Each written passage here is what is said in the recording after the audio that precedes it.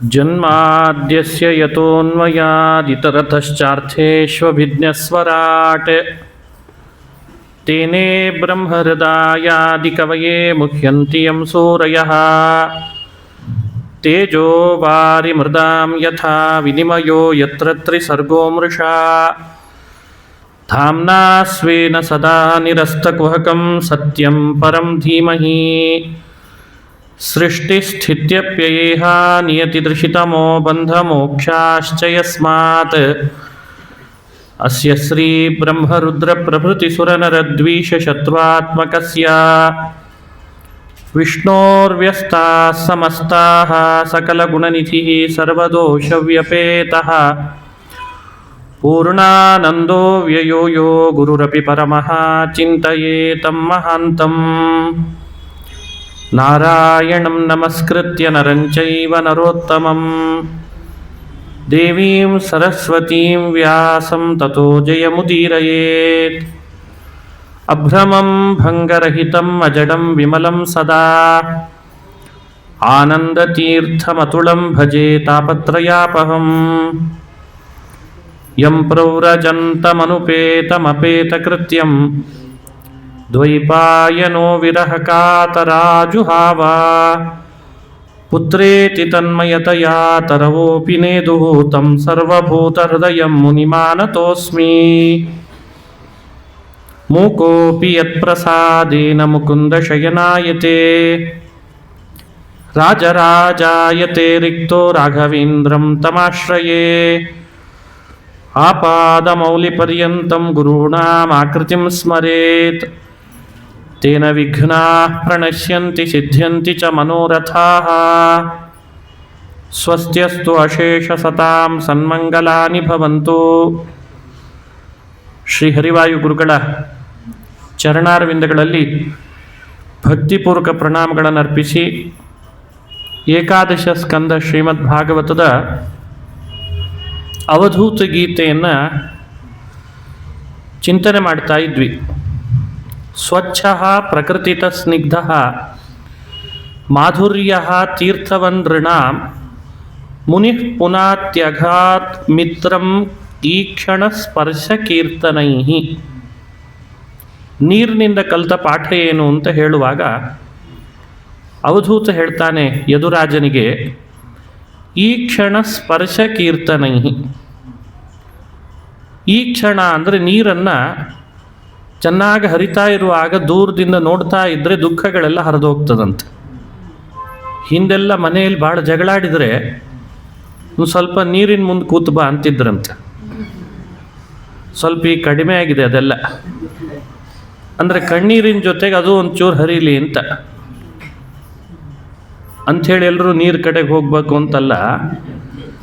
ನೀರಿಂದೊಂದು ವಿಶೇಷ ಸ್ವಭಾವ. ಈ ಕ್ಷಣ ಅಂದರೆ ದರ್ಶನ, ನೋಡೋಣ, ನೋಟ.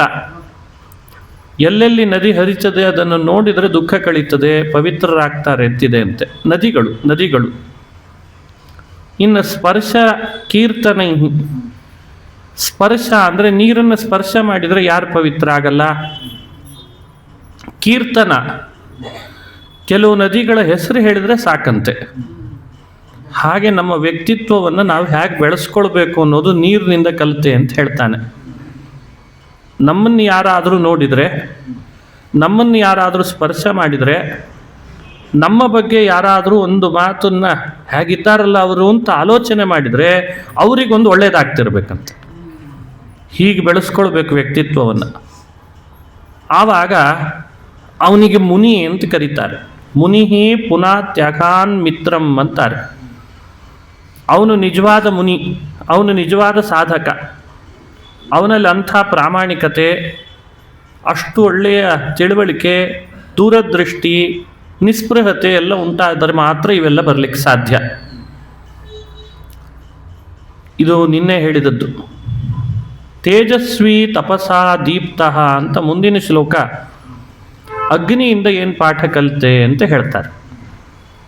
ಅಗ್ನಿ ಯಾವತ್ತೂ ಹತ್ರ ಬರಗೊಡಲ್ಲ ಎಲ್ಲರನ್ನ. ಭಾರಿ ತೇಜಸ್ವಿಯಾಗಿರ್ತದೆ ತನ್ನದೇ ಆದಂಥ ಕಿರಣಗಳಿಂದ. ದುರ್ಧರ್ಷೋ ದೂರಭಾಜನ, ಯಾರೂ ಅದನ್ನು ಮುಟ್ಲಿಕ್ಕಾಗಲ್ಲ ಹತ್ತಿರದಲ್ಲಿ ಬಂದು. ದುರ್ದರ್ಶಃ, ಸಹಿಸ್ಲಿಕ್ಕಾಗಲ್ಲ ಸುಲಭವಾಗಿ, ಹಾಗೂ ಮುಟ್ಲಿಕ್ಕಾಗಲ್ಲ, ದೂರದಲ್ಲೇ ನಿಲ್ಲಬೇಕು. ಸರ್ವಭಕ್ಷೋಪಿಯುಕ್ತಾತ್ಮ ನಾದತ್ತೆ ಪಾಪಮಗ್ನಿವತ್. ಸರ್ವಭಕ್ಷ ಅಂತ ಅಗ್ನಿಗೆ ಸಂಸ್ಕೃತದಲ್ಲಿ ಹೆಸರು ಇದೆ. ಬೆಂಕಿಯಲ್ಲಿ ಏನು ಹಾಕಿದರೂ ನುಂಗು ಹಾಕ್ತದೆ. ಆದರೆ ವಿಶೇಷ ಅಂದರೆ ಅಗ್ನಿಯಲ್ಲಿ ನೀವೇನು ಹಾಕಿದರೂ ನುಂಗು ಹಾಕ್ತದೆ ಅಂತ ಹಾಕ್ಲಿಕ್ಕೆ ಹೋಗಬಾರ್ದು. ಅದನ್ನೇ ಸಂಸ್ಕೃತಗೊಳಿಸಿದರೆ ಅಗ್ನಿಯನ್ನು ಕುಂಡದಲ್ಲಿ ಹಾಕಿ ಮಂತ್ರ ಹೇಳಿ ಯಾಜ್ಞಿಕರು ಸಂಸ್ಕೃತಗೊಳಿಸಿದಾಗ ಅದೇ ಅಗ್ನಿ ಪಾಪವನ್ನು ನುಂಗು ಹಾಕ್ತದೆ. ನಾನು ಅಗ್ನಿಯನ್ನು ನೋಡಿ ಕಲಿತ ಪಾಠ ಇದು ಅಂತ ಹೇಳ್ತಾನೆ. ಅಗ್ನಿಯ ಪರ್ಸನಾಲಿಟಿ ಏನು? ತೇಜಸ್ವಿ.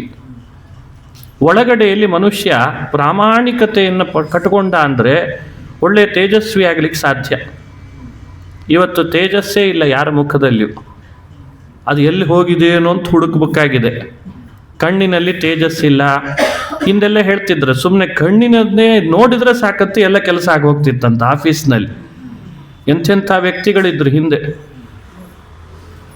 ಸಾಹೇಬರು ನೋಡ್ತಿದ್ದಾರೆ ಅಂದರೆ ಏನೋ ಇದೆ ಸಮಸ್ಯೆ ಅಂತ ಅರ್ಥ ಅಂತ. ಈಗೆಲ್ಲ ನೋಡ್ತಿದ್ದಾರೆ ಅಂದರೆ ತಿರುಗಿ ನೋಡೋರಾಗಿಬಿಟ್ಟಿದ್ದಾರೆ ಅವರಿಗೆ. ಅಂದರೆ ಕಣ್ಣಿನಲ್ಲೇ ಇಲ್ಲ. ಹಾಗಾಗಬಾರ್ದು. ತೇಜಸ್ವಿ, ತಪಸಾ ತೇಜಸ್ವಿ. ಒಳಗಡೆ ತಪಸ್ಸು ಚೆನ್ನಾಗಿ ಮಾಡ್ತಾ ಮಾಡ್ತಾ ಇದ್ದರೆ ದೇಹದಲ್ಲಿ, ಮಾತಿನಲ್ಲಿ, ಕಣ್ಣಿನಲ್ಲಿ ಒಂದು ತೇಜಸ್ಸು ಉಂಟಾಗ್ತದೆ. ಅದನ್ನು ಮನುಷ್ಯ ಬೆಳೆಸ್ಕೊಳ್ಬೇಕು.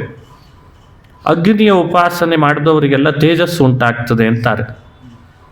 ಅಗ್ನಿಯನ್ನು ಪ್ರಾರ್ಥನೆ ಮಾಡಿಕೊಳ್ಬೇಕು. ತೇಜಸ್ವಿ ಭೂಯಾಸಂ ಅಂತ ಅದಕ್ಕೆ ಒಂದು ಪ್ರಾರ್ಥನೆಯಲ್ಲಿ ಹೇಳ್ತಾರೆ. ಇವತ್ತು ಅಗ್ನಿಯನ್ನು ನಾವು ಬಿಟ್ಕೊಡ್ತಿದ್ದೇವೆ. ತಪಸ್ಸಿನಿಂದ ಅಗ್ನಿಯಲ್ಲಿರುವ ತೇಜಸ್ಸು ನಮ್ಮಲ್ಲಿ ಬರೋ ಹಾಗೆ ಮಾಡ್ಕೋ. ಅಂದರೆ ನಿನ್ನನ್ನು ಯಾರೂ ಮುಟ್ಟಲ್ಲ. ದೂರಭಾಜನ, ದುರ್ಧರ್ಷಃ ದೂರಭಾಜನ. ನಾನು ಹಾಗಿದ್ದೇನೆ ಅಂತಂತಾನೆ ಅವಧೂತ. ನನ್ನನ್ನು ಯಾರು ಮುಟ್ಟಲ್ಲ. ನನ್ನಿಂದ ಎಲ್ಲರೂ ದೂರನೇ ನಿಂತು ಮಾತನಾಡ್ತಾರೆ. ನಾನು ಹಾಗಿದ್ದೇನೆ ಯದುರಾಜ ಅಂತಾನೆ. ಇನ್ನೊಂದು ಸರ್ವಭಕ್ಷೋಪಿ ಯುಕ್ತಾತ್ಮ. ಸಣ್ಣ ಪುಟ್ಟ ತಪ್ಪುಗಳು ನಡೆದಾಗ ಪಾಪವೂ ನಡೀತದೆ. ನಮ್ಮದೇ ಆದಂಥ ಜ್ಞಾನದ ಬೆಂಕಿ ಹೇಗಿರಬೇಕು ಅಂದರೆ, ನಮ್ಮಿಂದಲೇ ಪಾಪ ನಡೆದ್ರು, ನಮ್ಮವರಿಂದಲೇ ಪಾಪ ನಡೆದ್ರು, ಆ ಒಳಗಡೆಯಲ್ಲಿ ಉರಿಯುವ ಜ್ಞಾನದ ಅಗ್ನಿಯಲ್ಲಿ ಆ ಪಾಪ ಸುಟ್ಟು ಹೋಗ್ಬೇಕಂತೆ. ಇದು ನಾನು ಅಗ್ನಿಯಿಂದ ಕಲಿತ ಪಾಠ ಅಂತ ಹೇಳ್ತಾನೆ. ಜ್ಞಾನ ಅಗ್ನಿಯಂತೆ. ಜ್ಞಾನಾಗ್ನಿ ಸರ್ವಕರ್ಮಾಣಿ ಭಸ್ಮಸಾತ್ ಕುರುತೆ ಅರ್ಜುನ ಅಂತ ಭಗವದ್ಗೀತೆಯಲ್ಲಿ ಕೃಷ್ಣ ಅದಕ್ಕೆ ಹೇಳ್ದ. ಇವತ್ತು ಮನುಷ್ಯ ಪಾಪ ಮಾಡಲ್ಲ, ಮಾಡದೇನೇ ಇರಲ್ಲ, ಹೀಗೆಲ್ಲ ಹೇಳಲಿಕ್ಕಾಗಲ್ಲ. ನಡೀತದೆ ಸಣ್ಣ ಪುಟ್ಟ ಪಾಪಗಳು. ಆದರೆ ಆತ ಅದನ್ನು ತನ್ನದೇ ತಪಸ್ಸು ಜ್ಞಾನದ ಶಕ್ತಿಯಿಂದ ಸುಡ್ಲಿಕ್ಕೆ ಬರ್ತದೆ. ಈ ಉಪಾಯವನ್ನು ಹೇಳ್ಕೊಡ್ತಾನೆ. ನೀನು ಸರ್ವಭಕ್ಷೋಪಿ ಯುಕ್ತಾತ್ಮ, ಸುಸಂಸ್ಕೃತವಾದ ಜ್ಞಾನದ ಅಗ್ನಿಯನ್ನು ಒಳಗಡೆಯಲ್ಲಿ ಉರಿಸು. ಆಗ ನಿನ್ನ ಪಾಪಗಳು ಯಾವುದು ನಿನ್ನನ್ನು ಮುಟ್ಟದಂತೆ ಮಾಡ್ಕೊಳ್ತೀ ಅಂತ ಅಗ್ನಿಯಿಂದ ಕಲಿತ ಪಾಠ ಅಂತ ಹೇಳ್ತಾನೆ.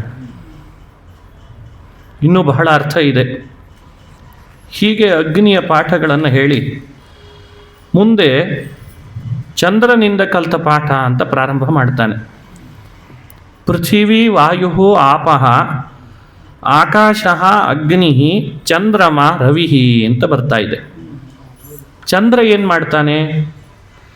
ಚಂದ್ರನಿಂದ ಪಾಠ ಏನು ಕಲಿಬೇಕು ಅಂದರೆ, ಮನುಷ್ಯನಿಗೆ ಆಗ್ತಾ ಇರುವಂತಹ ಹುಟ್ಟು ಹಾಗೂ ಸಾವು, ಮಧ್ಯದಲ್ಲಿ ಆಗುವಂತಹ ಇನ್ನಿತರ ಬೆಳವಣಿಗೆಗಳು, ನಷ್ಟ, ಲಾಭ, ಇವೆಲ್ಲ ಇರೋದು ಯಾರಿಗೆ?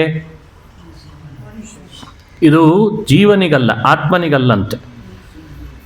ಅದು ಕೇವಲ ದೇಹಕ್ಕಿದೆ ಅಂತ ತಿಳಿಬೇಕಂತೆ. ಇದನ್ನು ನಾನು ಚಂದ್ರನಿಂದ ಕಲಿತೆ ಅಂತ ಹೇಳ್ತಾನೆ. ವಿಸರ್ಗಾದ್ಯಾಹ ಸ್ಮಶಾನಾಂತಾಹ ಭಾವಾ ದೇಹಸ್ಯ ನಾತ್ಮನ. ವಿಸರ್ಗಾದ್ಯಾಹ ಅಂದರೆ ಹುಟ್ಟು, ಸ್ಮಶಾನಾಂತಾಹ ಅಂದರೆ ಸಾವು. ಹುಟ್ಟಿನಿಂದ ಆರಂಭ ಮಾಡಿ ಸ್ಮಶಾನಕ್ಕೆ ಒಯ್ಯೋವರೆಗೂ ಏನೆಲ್ಲ ವಿಕಾರಗಳಿವೆ, ಆ ವಿಕಾರಗಳು ಯಾವುದಕ್ಕಿವೆ? ಆತ್ಮನಿಗಿದೆನೋ ದೇಹಕ್ಕಿದೆನೋ? ದೇಹಕ್ಕೆ ಮಾತ್ರ ಇದೆ ಅಂತಾನೆ. ಅರೆ ಇದನ್ನು ಚಂದ್ರನಿಂದ ಹ್ಯಾಕೆ ಕಲ್ತಿ? ಕಲಾನಾಮಿವ ಚಂದ್ರಸ್ಯ ಅಂತಂದ. ಹುಣ್ಣಿಮೆ ಆದಾಗ ಪೂರ್ಣನಿರ್ತಾನೆ ಚಂದ್ರ. ಬಹುಳ ಪ್ರತಿಪತ್ತಿಥಿಯಿಂದ ಅಮಾವಾಸ್ಯೆ ಒಳಗೆ ಚಂದ್ರ ಏನಾಗಿರ್ತಾನೆ ನೋಡ್ತೇವೋ ಇಲ್ಲೋ? ಯಾವ ಕಲೆಗಳು ಉಳಿದಿರಲ್ಲ. ಚಂದ್ರ ಅನ್ನೋ ಆತ್ಮ ಉಳಿದಿಲ್ಲ ಅಂತ ಹೇಳ್ತೇವಾ? ಚಂದ್ರನ ಕಲೆಗಳು ಕಳೆದು ಹೋಗಿದೆ ಅಷ್ಟೇ. ಪುನಃ ಮತ್ತೆ ಶುಕ್ಲ ಪಕ್ಷ ಪ್ರಾರಂಭ ಆದರೆ ಅವನವನ ಕಲೆಗಳು ಅವನಿಗೇ ಬರಲಿಕ್ಕೆ ಶುರು ಆಗ್ತದೆ. ಇದನ್ನು ನೋಡಿ ನಾನೇನು ಕಲಿತೆ? ವಿಸರ್ಗಾದ್ಯ ಸ್ಮಶಾನಾಂತಹ. ಚಂದ್ರನ ಕಲೆಗಳು ಬೇರೆ ಅಲ್ಲ, ನನಗಿರುವಂಥ ನನ್ನ ದೇಹದ ಹುಟ್ಟು ಸಾವುಗಳು ಬೇರೆ ಅಲ್ಲ. ಇವು ಎಲ್ಲವೂ ಹುಟ್ಟಿನಿಂದ ಆರಂಭ ಮಾಡಿ ಸಾವಿನವರೆಗೂ ಮಧ್ಯದಲ್ಲಿರುವ ಎಲ್ಲ ವಿಕಾರಗಳು ದೇಹಕ್ಕೆ ಇರೋದು. ದೇಹದ ವಿಕಾರವನ್ನು ಆತ್ಮನಿಗೆ ಅಂತ ಭ್ರಮಿಸಿದರೆ ಸರಿಯಲ್ಲ ಅನ್ನೋ ತಿಳುವಳಿಕೆ ಚಂದ್ರನಿಂದಲೇ ಕಲಿತೆ. ಹೀಗೆ ಚಂದ್ರ ಒಂದು ಪಾಠ ಹೇಳಿಕೊಟ್ಟ. ಇನ್ನೊಂದು ಪಾಠ ರವಿ ಸೂರ್ಯನಿಂದ ಕಲಿತ ಪಾಠ ಅಂತಾನೆ. ಸೂರ್ಯನಿಗೆ ಸಂಸ್ಕೃತದಲ್ಲಿ ಗೋಪತಿ ಅಂತ ಕರೆದದ್ದಿದೆ. ಗುಣೈರ್ಗುಣಾನುಪಾದತ್ತೆ ಯಥಾಕಾಲಂ ವಿಮುಂಚತಿ. ನಾವು ಮೋಕ್ಷದ ದಾರಿಯಲ್ಲಿ ಸಾಗುವವರು ಸೂರ್ಯನನ್ನು ನೋಡಿ ಈ ಪಾಠ ಕಲಿಬೇಕು. ಸಮಾಜಕ್ಕೆ ಬಹಳ ಉಪಕಾರ ಪಡೆದಿರ್ತೀವಿ. ಸಮಾಜದಿಂದಲೇ ಪಡೆದದ್ದನ್ನು ಸಮಾಜಕ್ಕೆ ಮರಳಿ ಕೊಡಬೇಕಂತ ಸೂರ್ಯ ಹಾಗೆ ಮಾಡ್ತಾನೆ. ಯಾವತ್ತೂ ಕೂಡ ನಾವು ಒಂದರಿಂದ ಪಡೆದಿದ್ದೇವೆ ಅಂದರೆ ಪುನಃ ಕೊಡದೆ ಹೋಗಬಾರ್ದು. ಅದಕ್ಕೆ ಇದೇ ನಮ್ಮನ್ನು ಬಂಧನಕ್ಕೀಡು ಮಾಡ್ತದೆ, ಕೊಡದೆ ಹೋಗೋದು. ಸೂರ್ಯ ಏನು ಮಾಡ್ತಾನೆ? ಅಲ್ಲಲ್ಲಿರುವ ಕೆರೆ, ಬಾವಿ, ನದಿಗಳಲ್ಲಿರೋ ನೀರುಗಳನ್ನೆಲ್ಲ ಎವಾಪ್ರೇಟ್ ಮಾಡ್ತಾನೆ ಮೋಡವಾಗಿ. ಸಮಯ ಬಂದಾಗ ವರ್ಷ ಋತು ಬಂದು ಕೂಡಲೇ ಆ ಕೆರೆ, ಬಾವಿ, ನದಿಗಳಿಗೆಲ್ಲ ಪುನಃ ನೀರನ್ನು ತುಂಬಿಸುವ ಕೆಲಸ ಮಾಡಿಸ್ತಾನೆ. ಈ ಎವಾಪ್ರೇಟ್ ಮಾಡಿ ಮೋಡವನ್ನು, ನೀರನ್ನು ಮತ್ತೆ ಅಲ್ಲಲ್ಲಿ ಕೆರೆ ಬಾವಿಗಳಿಗೆ ಹಾಕೋನು ಯಾರು? ಸೂರ್ಯನ ಕೆಲಸ ಅಂತ ಹೇಳ್ತಾನೆ. ನೋಡಿ ಹೇಳುವ ಮಾತು, ಗುಣೈರ್ಗುಣಾನುಪಾದತ್ತೆ ಯಥಾಕಾಲಂ ವಿಮುಂಚತಿ ನತೇಷು ಸಜ್ಜತೆ ಯೋಗಿ ಗೋಭಿರ್ಗಾ ಇವ ಗೋಪತಿ. ಅವುಗಳಲ್ಲಿ ಆತ ಅತಿ ಹೆಚ್ಚು ಆಸಕ್ತಿ ತೋರಲ್ಲ. ಯಾಕೆ ಅಂದರೆ ಅವರಿಂದಲೇ ಪಡೆದದ್ದನ್ನು ಅವರಿಗೆ ಕೊಡ್ಲಿಕ್ಕೆ ಏನಂತೆ ಅಂತಂತಾನಂತೆ ಸೂರ್ಯ. ಆಸಕ್ತಿ ಯಾಕೆ? ಹಾಗೆ ನಮ್ಮ ಬದುಕು ಹೇಗಿರಬೇಕು?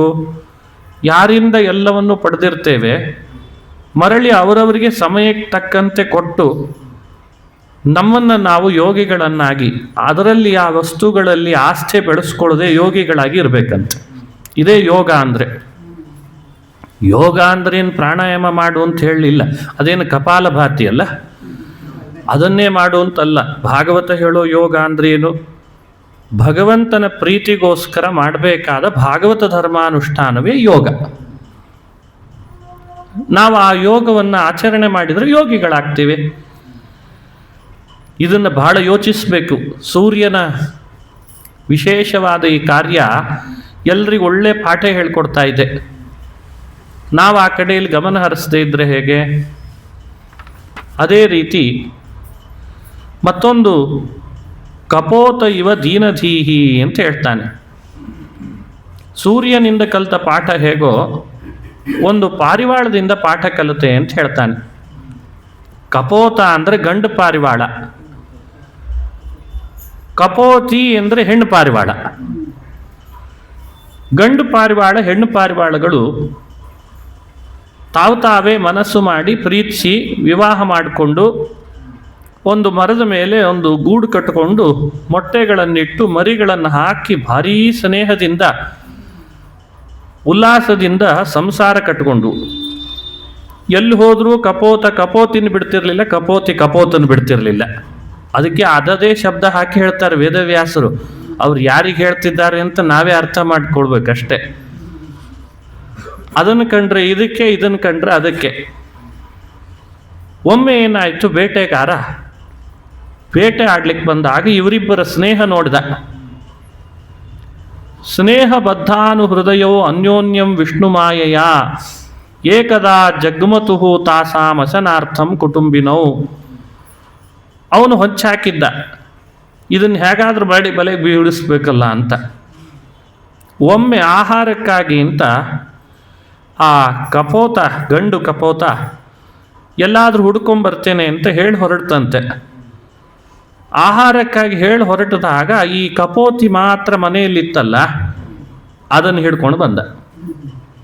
ಬಲೆಗೆ ಹಾಕ್ಕೊಂಡು ಬಂದಂಥ ಬೇಟೆಗಾರ ಅದನ್ನು ಬಂಧನಕ್ಕಿಟ್ಟಿದ್ದಾನೆ. ಅದರ ಮೇಲ್ಭಾಗ ಅಂದರೆ ಒಂದು ಮರದಲ್ಲಿ ಇಟ್ಟಿದ್ದ, ಅದರ ಮೇಲ್ಭಾಗದಲ್ಲಿ ಈ ಕಪೋತ ಬಂದು ಕೂತ್ಕೊಂಡಂತೆ. ಅರೇ, ನನ್ನ ಕಪೋತಿ ಕೆಳಗಡೆ ಇದೆಯಲ್ಲ ಅಂತ ಅದನ್ನೇ ನೆನಪಿಸ್ಕೋತಿದೆ, ಕೂಗ್ತಿದೆ, ಅಂಗಲಾಚ್ತಾ ಇದೆ, ಅಲವತ್ಕೊಳ್ತದೆ, ಏನು ಮಾಡಿದರೂ ಬಿಡ್ತಾ ಇಲ್ಲ. ಇದರಿಂದ ಏನಾಯಿತು? ಕಪೋತನಿಗೆ ಏನು ಮಾಡಿದರೂ ಅದನ್ನು ಬಿಟ್ಟು ಹೋಗ್ಲಿಕ್ಕೆ ಮನಸ್ಸಿಲ್ಲದೆ ಇದ್ದದ್ದಕ್ಕೆ ವಿಪರೀತ ಆ ಕಪೋತಿ ಆಲೋಚನೆ ಮಾಡ್ತಾ ಮಾಡ್ತಾ ಅನ್ನ ನೀರು ಆಹಾರ ಬಿಟ್ಟದ್ರಿಂದ ದೇಹದಲ್ಲಿ ನಿಶಕ್ತಿ ಬಂದು ತಲೆ ತಿರುಗಿ ಆ ಕೊನೆಗೆ ಕೆಳಗಡೆ ದೊಡ್ಡ ಬಲೆ ಇತ್ತಲ್ಲ, ಅದರೊಳಗೆ ಅದು ಬಿದ್ದು ಬಿಡ್ತಂತೆ. ಕಪೋತಿನ ಹಿಡಿದಂಥ ಬೇಟೆಗಾರನಿಗೆ ಕಪೋತದ ಲಾಭ ಆಯಿತು. ಇದನ್ನು ಹೇಳಿ ಈ ಕಥೆ ಭಾಗವತ ನಮಗೇನು ಸಂದೇಶ ಕೊಡ್ತದೆ ಅಂತಾನೆ. ಅದಕ್ಕೆ ವಿವರಣೆ ಕೊಡುವಾಗ ಅಂತಾರೆ, ನಾತಿಸ್ನೇಹ ಪ್ರಸಂಗೋವ ಕರ್ತವ್ಯ ಕ್ವಾಪಿ ಕೇನಚಿತ್. ಇದು 11ನೇ ಸ್ಕಂಧದ ಮತ್ತೊಂದು ಮಾತು. ಈ ಸಂಸಾರದಲ್ಲಿ ಬಂದಾಗ ಅತಿಯಾದ ಸ್ನೇಹ ಯಾವ ವಸ್ತುಗಳ ಮೇಲೂ ಯಾವ ವ್ಯಕ್ತಿಗಳ ಮೇಲೂ ಮಾಡಬಾರ್ದಂತೆ. ಇಷ್ಟು ದಿವಸ ಏನು ಮಾಡಿದ್ವಿ ಪರವಾಗಿಲ್ಲ, ಈಗ 11ನೇ ಸ್ಕಂದಕ್ಕೆ ಬಂದಿದ್ದೇವಲ್ಲ ಅಂತ ಸ್ವಲ್ಪ ಹೇಳ್ತಿದ್ದೇನೆ ಅಷ್ಟೆ. ನಾತಿ ಸ್ನೇಹ ಪ್ರಸಂಗೋವ ಅಂತ ಶ್ಲೋಕ. ಪ್ರಸಂಗ ಅಂದರೆ ಅವರೊಟ್ಟಿಗೆ ಕಲಿತು, ಅವರೊಟ್ಟಿಗೆ ಮಾತನಾಡಿ ಬೆರೆತು ಆ ವಸ್ತುವಿನೊಟ್ಟಿಗೆ ಸದಾ ನಾವು ನಮ್ಮನ್ನು ತೊಡಗಿಸ್ಕೊಳ್ಳೋದಿದೆಯಲ್ಲ, ಅದು ನಮ್ಮನ್ನು ದುಃಖಕ್ಕೆ ಈಡುಮಾಡ್ತದೆ. ಇದಕ್ಕೆ ಉದಾಹರಣೆ ಕಪೋತ. ಆ ಕಪೋತಿಯ ಮೇಲೆ ಮಾಡಿದಂಥ ಅತಿಯಾದ ಸ್ನೇಹ, ಕಪೋತಿಯ ಮೇಲೆ ಮಾಡಿದಂಥ ಪ್ರಸಂಗ ಅದಕ್ಕೆ ಮುಳುವಾಯಿತು. ಇದನ್ನು ಮನುಷ್ಯ ಅರ್ಥ ಮಾಡಿಕೊಳ್ಳಿ. ಯಾಕೆ ಸಂಸಾರದಲ್ಲಿ ಬಂದವನು ಕಪೋತದಂತೆ ಪದೇ ಪದೇ ಬಂಧನಕ್ಕೀಡಾಗ್ತಾನೆ? ಹೀಗೆ ಕುರ್ವನ್ ವಿಂದೇತ ಸಂತಾಪಂ ಕಪೋತ ಇವ ದೀನಧೀಹಿ. ಇದನ್ನು ಮ್ಯಾನೇಜ್ ಮಾಡ್ಕೊಳ್ಳೋದಿದೆಯಲ್ಲ, ಅಷ್ಟು ಸುಲಭ ಅಲ್ಲ. ಹೀಗೆ ಇದನ್ನು ಕಲೀಲಿ ಅಂತ ವ್ಯಾಖ್ಯಾನ ಮಾಡ್ತದೆ. ಇದಾದ ಮೇಲೆ ಕಪೋತೋ ಅಜಗರಹ, ಒಂದು ಹಾವಿನಿಂದ ಕಲಿತ ಪಾಠ ಅಂತ ಹೇಳ್ತಾನೆ. ಹಾವಿನ ಸ್ವಭಾವ ಏನು? ಆಹಾರಕ್ಕಾಗಿ ಅಂತ ಅದು ಎಲ್ಲೂ ಹಾತೊರೆದದ್ದು ಅಂತಿಲ್ಲ. ಗ್ರಾಸಂ ವಿಸೃಷ್ಟಂ ದಿಷ್ಟೇನ ಮಹಾಂತಂ ಸ್ತೋಕಮೇವ ಚ ಯದೃಚ್ಛೈವಾಪತಿತಂ ಗ್ರಸೇದ್ ಅಜಗರೋ ಅಕ್ರಿಯ.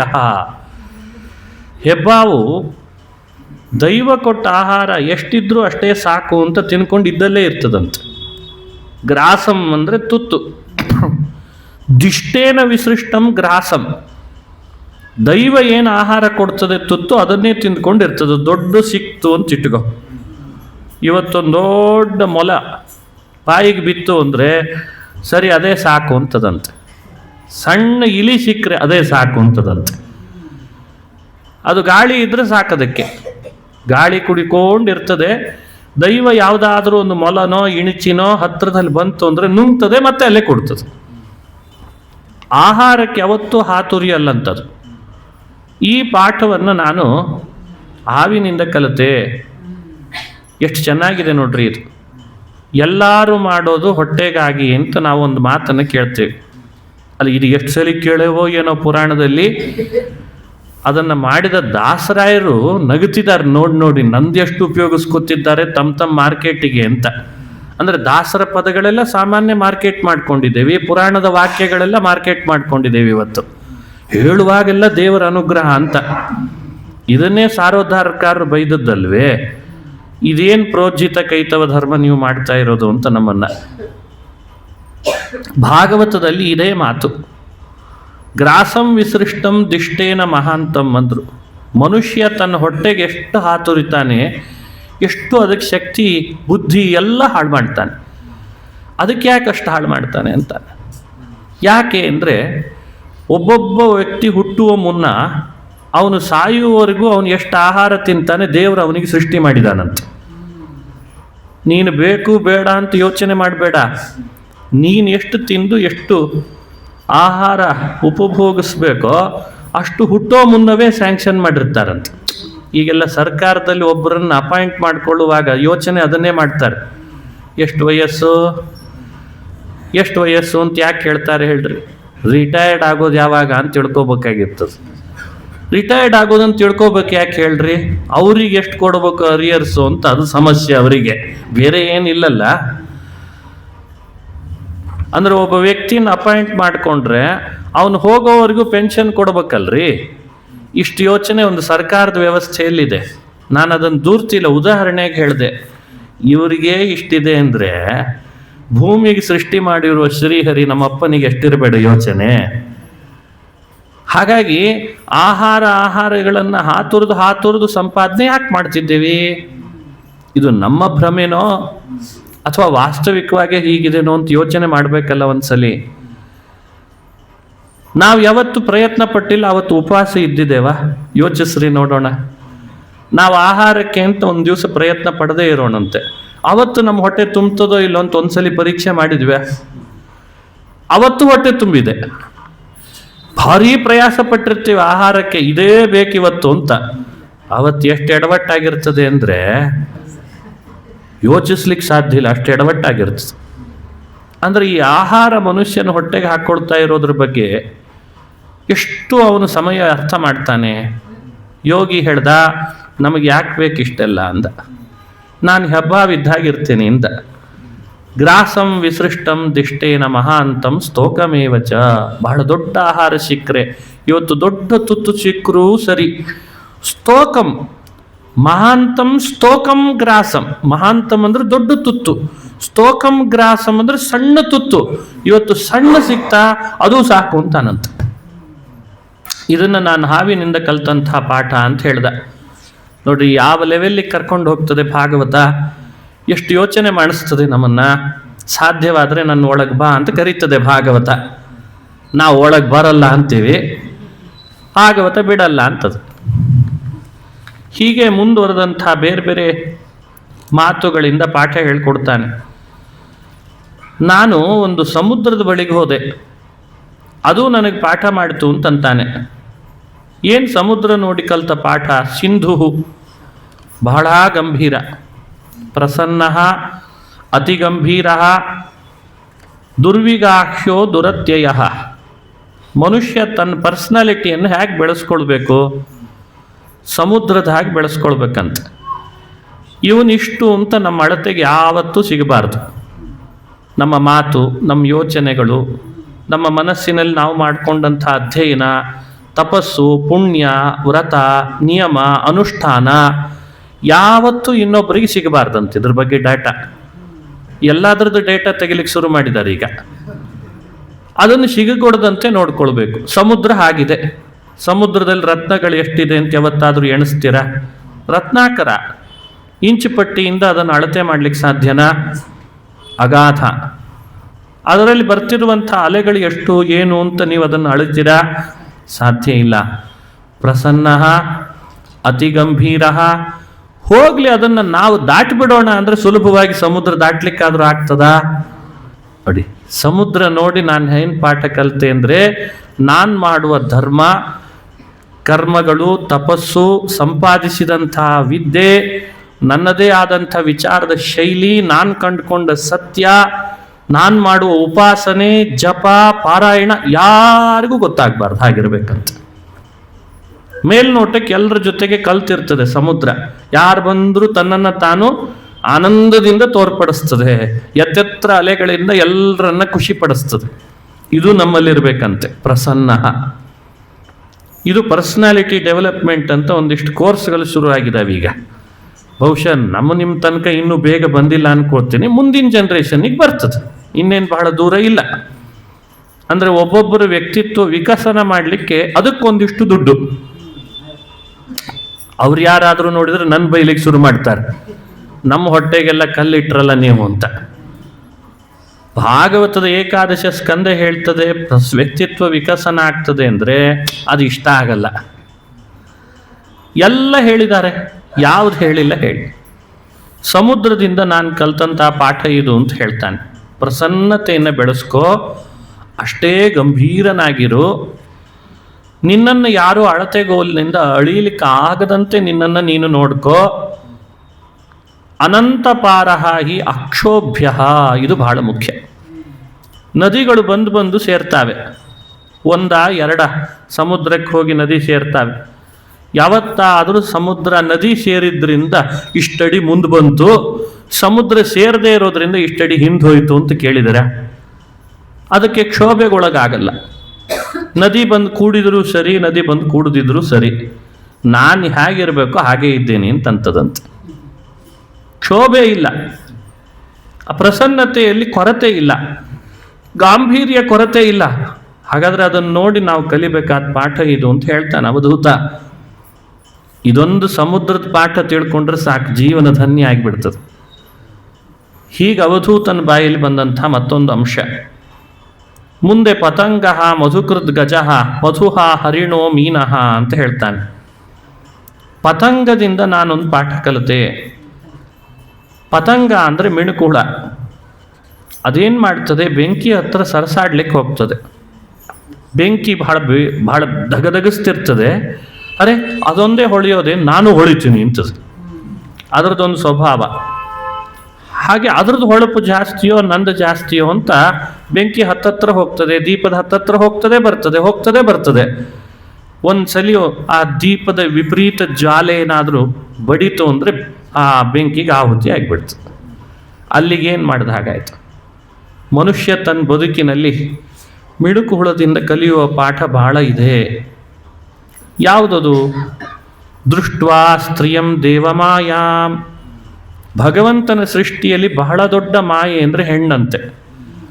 ಇದು ಪುರುಷರಿಗೆ ವಿಶೇಷವಾಗಿ ಹೇಳಿದ ಪಾಠ. ತದ್ಭಾವೈ ರಜಿತೇಂದ್ರಿಯ. ಇಂದ್ರಿಯಗಳನ್ನು ನಿಗ್ರಹಿಸ್ಕೊಳ್ಳಿಕ್ಕಾಗದಿರುವ ಪುರುಷ ಈ ದೇವಮಾಯೆ ಅಂತಿರುವ ಸ್ತ್ರೀಯನ್ನು ಬೆಂಕಿ ಇದ್ದ ಹಾಗೆ ಅವಳೊಟ್ಟಿಗೆ ಸರಸಕ್ಕೆ ಹೋಗ್ತಾನೆ. ಪ್ರಲೋಭಿತ ಪತಂತ್ಯಂಧೆ ತಮಸ್ಯಗ್ನೋ ಪತಂಗವತ್. ಅವಳ ಲೋಭಕ್ಕೊಳಗಾದ ಅಂದ ಕೂಡಲೇ ಮಿಣುಕು ಹುಳ ಬೆಂಕಿಗೆ ತುತ್ತಾದ ಹಾಗೆ ಪುರುಷ ಹೆಣ್ಣು ಅನ್ನೋ ಬೆಂಕಿಗೆ ತುತ್ತಾಗ್ತಾನೆ. ಈ ಎಚ್ಚರಿಕೆಯನ್ನು ಕೊಟ್ಟಿದೆ. ಇದು ನಾನು ಮಿಣುಕು ಹುಳದಿಂದ ಕಲಿತೆ ಪಾಠ. ಅದಕ್ಕೆ ನಾನು ಯಾವತ್ತೂ ದೇವಮಾಯೆ ಅಂತಿರುವ ಹೆಣ್ಣಿನ ಸರಸಕ್ಕೆ, ಹೆಣ್ಣಿನ ಮೋಹಕ್ಕೆ ಒಳಗಾಗಲ್ಲ ಅಂತ ಅವಧೂತ ಪಾಠ ಮಾಡ್ತಾನೆ. ಸರಿ, ಹೀಗೆ ಹೇಳಿದಾಗ ಕೆಲವು ಸ್ತ್ರೀಯರಿಗೆಲ್ಲ ಏನೋ ಭಾರೀ ಉತ್ಸಾಹ ಬಂದ್ಬಿಡ್ತದೆ. ಪುರುಷರಷ್ಟೇ ಎಡವಟ್ಟಷ್ಟೇ, ನಮ್ದೇನಿಲ್ಲ ಅನ್ನೋ ಹಾಗೆ ಅನ್ನಿಸ್ತದೆ ಪುರಾಣಗಳಲ್ಲಿ. ಅದಕ್ಕೆ ವಿವರಣೆ ಕೊಡ್ತಾರೆ. ಈ ರೀತಿ ತಿಳ್ಕೊಳ್ಬೇಡ. ಹೆಣ್ಣಿಗೆ ಯಾವುದು ಹಾಗಾದರೆ ಬೆಂಕಿ? ಹೆಣ್ಣಿಗೆ ಬಂಗಾರ ಬೆಂಕಿ ಅಂತ. ಭಗವಂತನ ಸೃಷ್ಟಿಯಲ್ಲಿ ಅವಳು ಕೂಡ ಬಹಳ ಮೋಹ ಹೋಗೋದು ಬಂಗಾರದಿಂದ ಅಂತ. ತಾನು ಧಾರಣೆ ಮಾಡುವಂಥ ಅನೇಕ ಆಭರಣಗಳು, ಧರಿಸುವ ವಸ್ತ್ರ, ಅದೆಲ್ಲ ಅವಳಿಗೆ ಬೆಂಕಿ. ಅದನ್ನು ನೋಡ್ತಾಳೆ, ಬೇಕು ಅಂತ ಭಾವಿಸ್ತಾಳೆ, ಮತ್ತೆ ಮತ್ತೆ ತರಿಸ್ತಾಳೆ, ಮತ್ತೆ ಬೇಕು ಅಂತಾಳೆ. ಅವಳು ಆ ಲೋಭಕ್ಕೆ ಬಿದ್ದು ಅವಳು ಪತಂಗದಂತೆ ನಷ್ಟಳಾಗ್ತಾಳೆ. ಅಂತೂ ಇಬ್ಬರದು ಸಾಮ್ಯ ಬಂತಲ್ಲ. ಹಾಗಾದರೆ ಸಮಸ್ಯೆ ಇಲ್ಲ. ಲಿಂಗ ತಾರತಮ್ಯ ಭಾಗವತ ಮಾಡಿತು ಅಂತ ಆಪಾದನೆಗೆ ಅವಕಾಶ ಇಲ್ಲ. ಯೋಷಿತ್ಸು ತಲ್ಪಾಭರಣಾಂಬರಾದಿದ್ರವ್ಯೇಷು ಮಾಯಾರತಿಶೇಷು ಮೂಢಃ. ಯೋಷಿತ್ಸು ತಲ್ಪ ಆಭರಣ ಅಂಬರಾದಿಷು. ಸ್ತ್ರೀಯರಿಗೆ ಆಭರಣ, ಪುರುಷನಿಗೆ ಹೆಣ್ಣು, ಇನ್ನಿತರ ಭೋಗ್ಯ ವಸ್ತುಗಳು ಎಲ್ಲ ಭಗವಂತನ ಮಾಯಾರಚಿತವಾದ ವಸ್ತು. ಇವುಗಳ ಪ್ರಲೋಭನೆಗೊಳಗಾಗಿ ಪತಂಗವನ್ನಶ್ಯತಿ ನಷ್ಟ ದೃಷ್ಟಿ. ಇದು ಅವಧೂತನ ಮಾತಿನ ಅರ್ಥ. ಅವುಗಳಲ್ಲಿ ಲೋಭಕ್ಕೊಳಗಾಗ್ತಾ ಇದ್ದಾನೆ, ತನ್ನ ತನವನ್ನೇ ಕಳ್ಕೊಳ್ತಾನೆ, ತನ್ನ ತನವನ್ನೇ ಕಳ್ಕೊಳ್ತಾಳೆ ಹೆಣ್ಣು. ಯಾಕೆ ಹೀಗಾಗ್ತಾ ಇದ್ದಾಳೆ? ನಾನು ಪತಂಗದಂತೆ ನನ್ನ ತನವನ್ನು ನಾಶ ಮಾಡಿಕೊಳ್ಬಾರ್ದು ಅನ್ನೋ ಪಾಠವನ್ನು ಪತಂಗದಿಂದ ಕಲಿತೆ ಅಂತ ಹೇಳ್ತಾನೆ. ಎಂಥ ಅದ್ಭುತವಾದ ಪಾಠ! ಇದಕ್ಕಿಂತ ಹೆಚ್ಚು ವಿಸ್ತಾರ ಮಾಡಬೇಕೇನು ಇದನ್ನು? ಮಧುಕೃತ್ ಗಜಃ. ಮಧುಕರ ಅಂತ ಜೇನನ್ನು ನಾವೆಲ್ಲರೂ ನೋಡ್ತೇವೆ. ಜೇನು ಹುಳ, ಜೇನು ರಸ ಎಲ್ಲ ಹೂಗಳಲ್ಲಿದ್ದದ್ದನ್ನು ಶೇಖರಿಸಿ ಗೂಡು ಕಟ್ತದೆ. ಆ ದುಂಬಿಯ ಸ್ವಭಾವ ಅದು. ಈತ ಹೇಳ್ದ, ನಾನು ಅದನ್ನು ನೋಡಿದಾಗಿಂದ ನಾನೊಂದು ಪಾಠ ಕಲಿತೆ. ಸ್ತೋಕಂ ಸ್ತೋಕಂ ಗ್ರಸೇದ್ ಗ್ರಾಸಂ ದೇಹೋ ವರ್ತೇತ ಯಾವತ ಗೃಹಾದ್ವ್ರಜೇತ್ ಸಮಾತಿಷ್ಠನ್ ವೃತ್ತಿಂ ಮಾಧುಕರೀಂ ಮುನಿ. ಮಧುಕರ ಅಂತ ಒಂದು ವೃತ್ತಿಗೂ ಹೆಸರಿದೆ ಅಂತ ಭಾಗವತ ತಿಳಿಸಿದೆ. ಕಲಿಯುಗದಲ್ಲಿ ಸಂಕೀರ್ಣವಾಗಿದೆ ನಮ್ಮ ವೃತ್ತಿಗಳೆಲ್ಲ. ಅದ್ರ ಬಗ್ಗೆ ಮತ್ತೊಂದು ಸಲ ನೋಡೋಣ. ಸಪ್ತಮ ಸ್ಕಂದದಲ್ಲಿ ವೃತ್ತಿಯ ಬಗ್ಗೆ ವಿಶೇಷವಾಗಿ ಚಿಂತನೆ ಮಾಡಿಸಿದ್ದಾರೆ. ವಿಪ್ರನ ವೃತ್ತಿ ಯಾವುದು, ಕ್ಷತ್ರಿಯರ ವೃತ್ತಿ ಯಾವುದು, ವೈಶ್ಯರ ವೃತ್ತಿ ಯಾವುದು, ಶೂದ್ರರ ವೃತ್ತಿ ಯಾವುದು ಅಂತ. ಹೀಗೆ ಕಲಿಯುಗದಲ್ಲಿ ವೃತ್ತಿ ಸಂಕೀರ್ಣತೆ ಹೆಚ್ಚಾಗಿದೆ. ಪ್ರಕೃತ ಮಾಧುಕರಿ ಅಂತ ಒಂದು ವೃತ್ತಿ. ಏನು ಮಾಧುಕರಿ ವೃತ್ತಿ ಅಂದರೆ, ಸ್ತೋಕಂ ಸ್ತೋಕಂ ಗ್ರಸೇದ್ ಗ್ರಾಸಂ. ನಿನ್ನ ದೇಹ ನಿಲ್ಲಲಿಕ್ಕೆ ಎಷ್ಟು ಬೇಕೋ ಅಷ್ಟೇ ಸಂಗ್ರಹ ಮಾಡಬೇಕಂತ. ಇದಕ್ಕೆ ಮಾಧುಕರಿ ವೃತ್ತಿ ಅಂತ ಕರೀತಾರೆ. ಅದಕ್ಕಿಂತ ಹೆಚ್ಚು ಗ್ರಹಿಸಬಾರ್ದು, ಸಂಗ್ರಹ ಮಾಡಬಾರ್ದು. ಇವತ್ತು ನನಗಿಷ್ಟು ಬೇಕು, ಅವತ್ತಿಗೆ ಮುಗಿದು ಹೋಯಿತು. ನಮ್ಮದು ಸಂಚಯದಲ್ಲಿ ಜಾಸ್ತಿ. ಏನೇ ಆಗಲಿಪ್ಪ, ನಾಳೆಗೊಂಚೂರು ಇರಲಿ ಅಂತ. ಸರಿ, ನಾಳೆ ಮುಗಿಲಿಕ್ಕೆ ಬರ್ತಾ ಇದ್ದಂಗೆ ಏನೇ ಆಗಲಿ ನಾಡದ್ದಿಗೊಂದು ಸ್ವಲ್ಪ ಇರಲಿ ಅಂತ. ಅಂದರೆ ಮನುಷ್ಯನಿಗೆ ಧರ್ಮ, ವೃತ್ತಿ, ದೈವದ ಬಗ್ಗೆ ಅಶ್ರದ್ಧೆಯಲ್ಲಿ ಪರ್ಯವಸಾನ ಆಗ್ತದೆ. ಇದು ನಮ್ಮ ಪರೀಕ್ಷೆ. ಹುಟ್ಟಿಸಿದಂಥ ಭಗವಂತ ನಮಗೆ ಹುಲ್ಲು ತಿನ್ನಿಸ್ತಾನ ಅಂತಾರೆ ದಾಸರಾಯರು. ಹುಟ್ಟಿಸಿದ ಆ ಶ್ರೀಹರಿ ಹುಲ್ಲು ತಿನ್ನಿಸ್ತಾನ? ಅರೆ, ಕಾಡಿನಲ್ಲಿ ಹೋಗಿ ದಿನಾ ಮಾಂಸದ ಸರಬರಾಜು ನಾವೇ ಮಾಡ್ತಿದ್ದೇವಾ? ಹುಲಿ, ಸಿಂಹ, ಕರಡಿಗಳಿಗೆ ನಾವೇ ಮಾಡ್ತಿದ್ದೇವಾ? ಅಥವಾ ಆಕಳುಗಳಿಗೇನಾದರೂ ಭಗವಂತ ಹುಲ್ಲಿಲ್ದಂತೆ ಮಾಡಿದಾನ? ಅಂತಹ ಶ್ರೀಹರಿಯನ್ನ ಎಷ್ಟು ವಿಶ್ವಾಸ ಮಾಡ್ತಿದ್ದೇವೆ ನಾವೆಲ್ಲ? ಅದರದೇ ಪರೀಕ್ಷೆ. ವೃತ್ತಿ ಅನ್ನೋ ಶಬ್ದದ ಅಭಿಪ್ರಾಯ ಏನು? ಭಗವಂತನ ಪ್ರೀತಿಗಾಗಿ ನಮ್ಮ ಜೀವನವನ್ನು ಯಾವ ರೂಟ್ನಲ್ಲಿ ನಾವು ನಡೆಸ್ಲಿಕ್ಕೆ ಹೊರಡ್ತೇವೋ ಅದು ಬಹಳ ಮುಖ್ಯ ಅಂತ. ಅದು ಅರ್ಥಶುದ್ಧಿ. ನಾವು ಸಂಪಾದನೆ ಮಾಡುವಂಥ ಅರ್ಥ ಯಾವ ದಾರಿಯಿಂದ ಸಂಪಾದನೆ ಮಾಡ್ತಿದ್ದೇವೆ, ಸಂಪಾದಿಸಿದ್ದನ್ನು ವಿನಿಯೋಗ ಹೇಗೆ ಮಾಡ್ತಿದ್ದೇವೆ, ಅಲ್ಲಿಂದ ಪ್ರಾರಂಭ ಆಗ್ತಾ ಇದೆ. ಹೆಚ್ಚಿನ ವಿವರಣೆ ಮಹಾಭಾರತ ಅನುಶಾಸನ ಪರ್ವಗಳಿಂದ ಚಿಂತನೆ ಮಾಡಬೇಕು. ಮಾಧುಕರಿ ವೃತ್ತಿ ಅನ್ನೋ ಶಬ್ದದ ಅರ್ಥ ಇಷ್ಟು. ಮಧುಕರ ಅಂದ್ರೆ ಹಾಗೆ. ಸ್ತೋಕಂ ಸ್ತೋಕಂ ದೇಹೋ ವರ್ತೇತ ಯಾವತ. ನಮ್ಮ ದೇಹ ಈಗಲೇ ಮಾಡ್ಲಿಕ್ಕಾಗದೇ ಇದ್ರು ಬೇಡ, ಒಂದು ಹಂತಕ್ಕೆ ಒಂದು ವಯಸ್ಸಿಗೆ ಬಂದಮೇಲೆ ಆದರೂ ಸಂಪಾದನೆ ಮಾಡೋದು ಬಿಡಬೇಕೋ ಬೇಡ ನಾವು? ಸಂಚಯ, ಸಂಪಾದನೆ ಅಲ್ಲ, ಸಂಚಯವನ್ನು ಬಿಡಬೇಕೋ ಬೇಡವೋ? ಮನುಷ್ಯನಿಗೆ ಸಂಚಯದ ಬಗ್ಗೆನೇ ಹೆಚ್ಚು ಆಸ್ಥೆ. ಕೂಡಿಡೇ ಇಡ್ತಾನೆ, ಇಟ್ಟೇ ಇಡ್ತಾನೆ, ಆಮೇಲೆ ಯಾರೋ ತಗೊಂಡು ಹೋಗ್ತಾರಷ್ಟೆ. ಇದೊಂದು ಮಾಧುಕರ ವೃತ್ತಿ. ಇನ್ನೂ ಒಂದು ಪಾಠ ಮಾಡ್ತಾರೆ ಮಧುಕರ ವೃತ್ತಿಯ ಇನ್ನೊಂದು ಡೆಫಿನೇಷನ್. ಅಣುಭ್ಯಶ್ಚ. ಇದು ಮಾಡ್ಲಿಕ್ಕೆ ಆಗದೆ ಹೋದ್ರೆ ಈಗ ಹೇಳಿದ ಮಾಧುಕರ ವೃತ್ತಿ ತುಂಬಾ ಹೈ ಲೆವೆಲ್ ಅಂತ ಅನಿಸಿತು ಅಂತ ಇಟ್ಕೊಳ್ಳಿ. ಸರಿ, ಹಾಗಾದ್ರೆ ಒಂದು ಬಿ ಲೆವೆಲ್ದೊಂದು ಹೇಳೋಣಂತೆ ಅಂತಾರೆ, ಮಿಡಲ್ ಕ್ಲಾಸಿಗೆ. ಅಣುಭ್ಯಶ್ಚ ಮಹದ್ಭ್ಯಶ್ಚ ಶಾಸ್ತ್ರೇಭ್ಯ ಕುಶಲೋ ನರಹ. ಈಗ ಅನೇಕರಿಂದ ಕಲಿಯೋದಿದೆ ನಾವೆಲ್ಲ.